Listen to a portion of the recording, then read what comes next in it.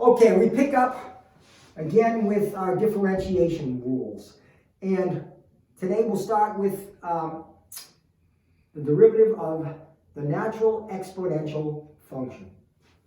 Again, we are introducing it not just in terms of x, that is e to the x, but we also want to broaden that to the derivative of e to the u, where again, u is some differentiable function in x.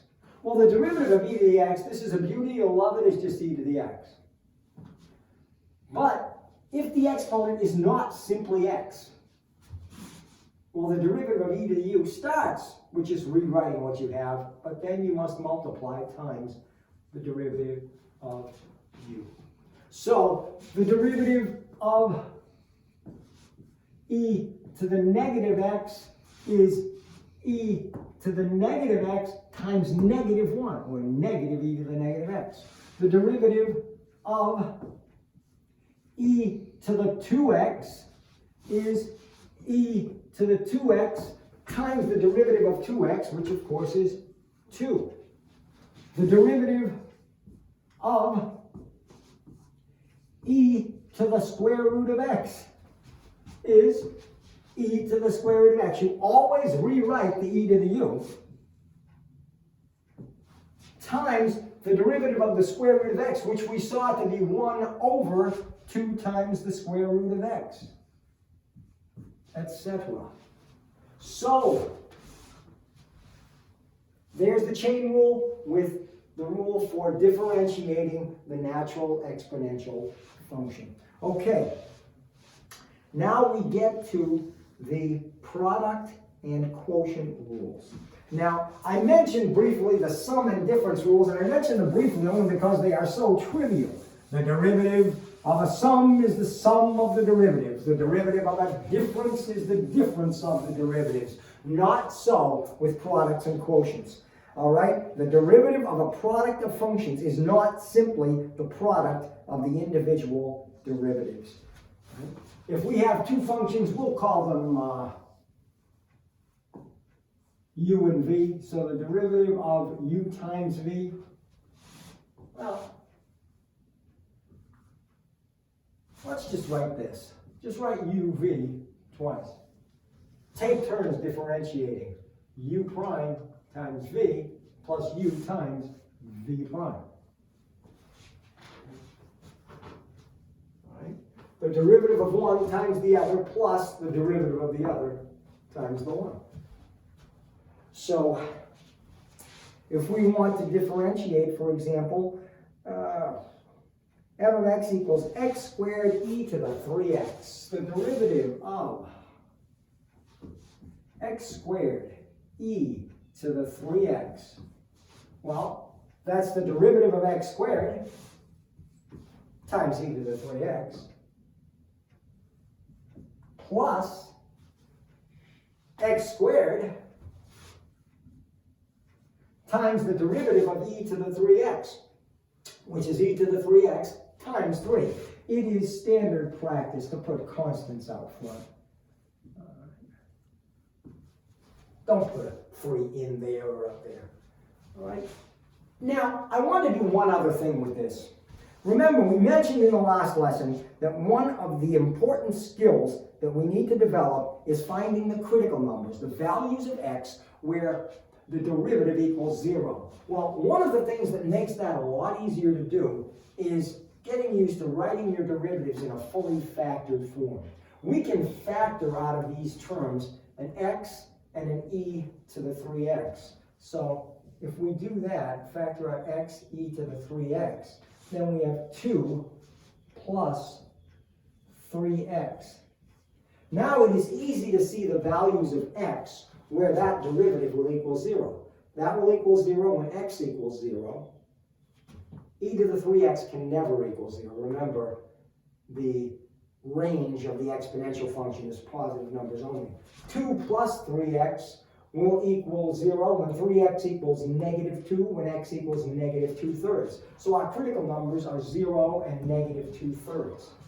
Easy to find if you get used to writing your derivatives in a fully factored form, right? So that is the product rule. Now, you don't have to use the product rule every time you have a product. There are some products, well, you know, let's say we wanted to differentiate the function y equals x plus 3 times x squared minus 2. You could use the product rule, the derivative of that times that, plus the derivative of that times that, or you could simply FOIL these, write it as one polynomial, and then just use your power rules.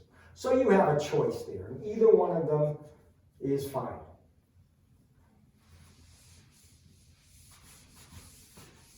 Okay, the quotient rule. The quotient rule resembles the product rule visually in one way. Now let's write it out. Oh, here's the product rule again. The product rule says the derivative of u times v is u prime times v minus u times, plus u times v prime. I'm thinking quotient rule already. All right, u prime v plus u v prime. The quotient rule, and let's write it in a different color so we do not confuse the two. The quotient rule says that the derivative of u divided by v. Well, we're still going to have the u's and the v's. I let the cat out of the bag. This is a minus here. All right, so it's the derivative of the numerator first times the denominator minus the numerator times the derivative of the denominator. Do not get that backwards. And now one other thing gets added, the denominator squared. The most common error that students make every semester is to get that numerator backwards, to take the derivative of the denominator first. It doesn't matter up here because addition is commutative, but subtraction is not. All right? Derivative of numerator times denominator minus derivative of denominator times numerator over denominator squared. So in our last problem, we differentiated x squared times e to the 3x. Well, let's just turn it around. Let's differentiate x squared over e to the 3x and see what happens. Well, 2x times e to the 3x minus x squared times e to the 3x times 3 over, now e to the 3x squared is e to the 3x times 2 is e to the 6x. Don't you dare miss this simplification. You can factor e to the 3x out of numerator and denominator, and the exponentials disappear from the numerator. And you get 2x minus 3x squared over e to the 3x. And now, again, if I want my critical numbers, I can factor x out of there. And I get x times 2 minus 3x over e to the 3x. And my critical numbers now are 0 and positive 2/3.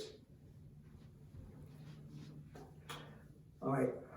As with the product rule, so with the quotient rule. Not every quotient requires the use of the quotient rule. I'm not advocating that you run away from it, as some students do, but I am saying SBD, simplify before differentiating.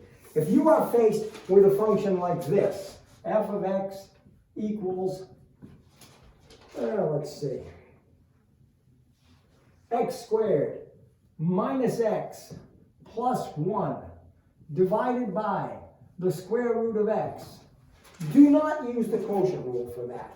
That can be simplified. Every term in that numerator can be divided by that denominator to give you a much simpler expression. X squared divided by x to the 1/2 is x to the 3/2 minus x divided by the square root of x is the square root of x, or if you prefer, x to the 1/2 plus x to the negative 1/2. And now the derivative can be found by the simple use of the power rule. 3/2 times x to the 1/2, or 3/2 times the square root of x, minus 1/2 x to the negative 1/2. But we know that the derivative of the square root of x is that, minus 1/2 x to the negative 3/2, or 1 over 2x to the 3/2. And we're done. No quotient rule. And that wraps up the basic differentiation rules.